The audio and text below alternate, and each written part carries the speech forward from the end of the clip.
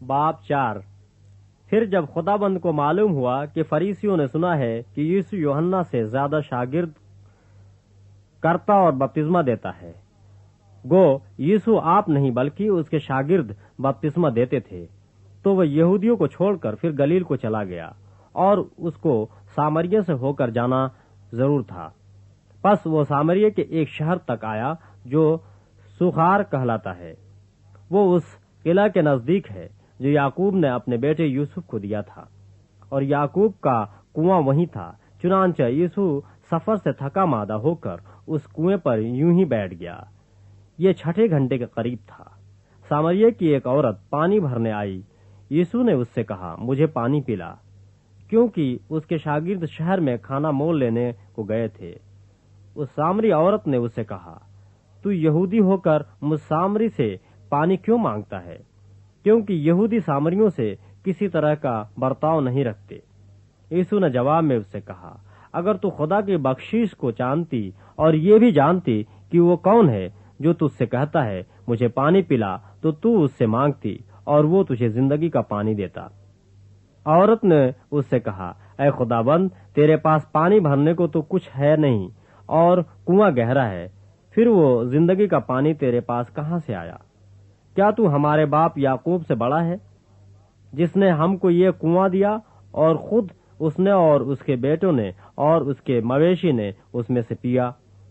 यीशु ने जवाब में उससे कहा, जो कोई इस पानी में से पीता है वो फिर प्यासा होगा, मगर जो कोई उस पानी में से पिएगा जो मैं उसे दूंगा वो अबद तक प्यासा न होगा, बल्कि जो पानी मैं उसे दूंगा वो उसमें एक चश्मा बन जाएगा जो हमेशा की जिंदगी के लिए जारी रहेगा। औरत ने उससे कहा, ऐ खुदाबंद, वो पानी मुझको दे, ताकि मैं न प्यासी हूँ न पानी भरने को यहाँ तक आऊं। यीशु ने उससे कहा, जा अपने शौहर को यहाँ बुला ला। औरत ने जवाब में उससे कहा कि मैं बेशौहर हूँ। यीशु ने उससे कहा, तूने खूब कहा कि मैं बेशौहर हूँ, क्योंकि तू 5 शौहर कर चुकी है और जिसके पास तू अब है वो तेरा शौहर नहीं। यह तूने सच कहा। औरत ने उससे कहा, ऐ खुदाबंद, मुझे मालूम होता है कि तू नबी है। हमारे बाप दादा ने इस पहाड़ पर परस्तिश की और तुम कहते हो कि वो जगह जहाँ परस्तिश करना चाहिए यरूशलेम में है। यीशु ने उससे कहा, ऐ औरत, मेरी बात का यकीन कर कि वो वक्त आता है कि तुम न तो इस पहाड़ पर बाप की परस्तिश करोगे और न यरूशलेम में। तुम जिसे नहीं जानते उसकी परस्तिश करते हो, हम जिसे जानते हैं उसकी परस्तिश करते हैं, क्योंकि निजात यहूदियों में से है। मगर वो वक्त आता है, बल्कि अब ही है, कि सच्चे प्रस्तार बाप की परस्तिश रूह और सच्चाई से करेंगे, क्योंकि बाप अपने लिए ऐसे ही प्रस्तार ढूंढता है। खुदा रूह है और जरूर है कि उसके प्रस्तार रूह और सच्चाई से परस्तिश करें। औरत ने उससे कहा, मैं जानती हूँ कि मसीह जो खिरतुस कहलाता है आने वाला है। जब वो आएगा तो हमें सब बातें बता देगा।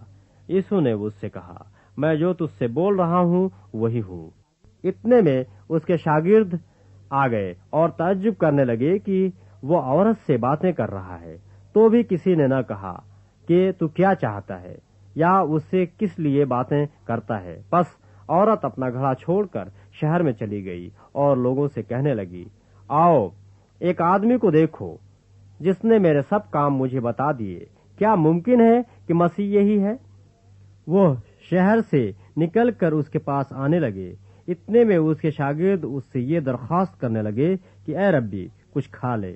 लेकिन उसने उनसे कहा, मेरे पास खाने के लिए ऐसा खाना है जिसे तुम नहीं जानते।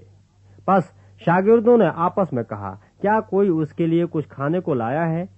यीशु ने उनसे कहा, मेरा खाना यह है कि अपने भेजने वाले की मर्जी के मुताबिक अमल करूं और उसका काम पूरा करूं।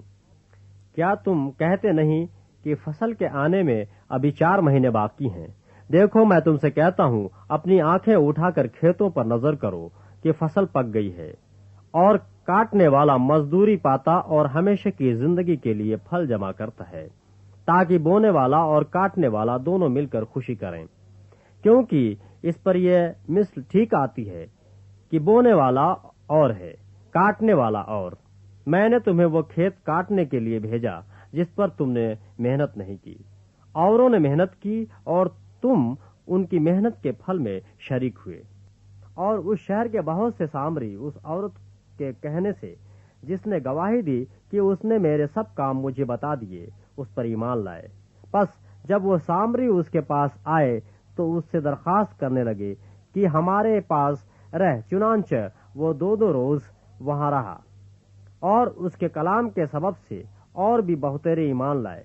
اور اس عورت سے کہا، اب ہم تیرے کہنے ہی سے ایمان نہیں لاتے، کیونکہ ہم نے خود سن لیا اور جانتے ہیں کہ یہ پھر حقیقت دنیا کا منجی ہے.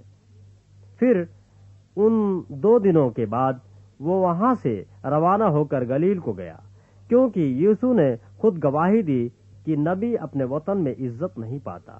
پس جب وہ گلیل میں آیا تو گلیلیوں نے اسے قبول کیا، اس لیے کہ جتنے کام اس نے یروشلم میں عید کے وقت کیے تھے انہوں نے ان کو دیکھا تھا، کیونکہ وہ بھی عید میں گئے تھے.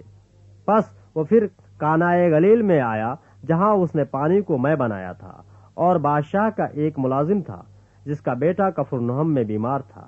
وہ یہ سن کر کہ یسوع یہودیہ سے گلیل میں آ گیا ہے اس کے پاس گیا اور اس سے درخواست کرنے لگا کہ چل کر میرے بیٹے کو شفا بخش، کیونکہ وہ مرنے کو تھا.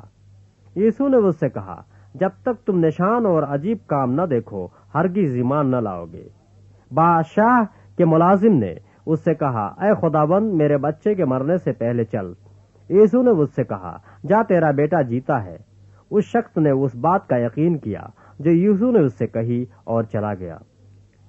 وہ راستے ہی میں تھا کہ اس کے نوکر اسے ملے اور کہنے لگے کہ تیرا لڑکا جیتا ہے. اس نے ان سے پوچھا کہ اسے کس وقت سے آرام ہونے لگا تھا. انہوں نے کہا کہ کل 7ویں گھنٹے میں اس کی تپ اتر گئی. پس باپ جان گیا کہ وہی وقت تھا جب یسوع نے اس سے کہا تھا، تیرا بیٹا جیتا ہے، اور وہ خود اور اس کا سارا گھرانہ ایمان لایا. یہ دوسرا معجزہ ہے جو یسوع نے یہودیہ سے گلیل میں آ کر دکھایا.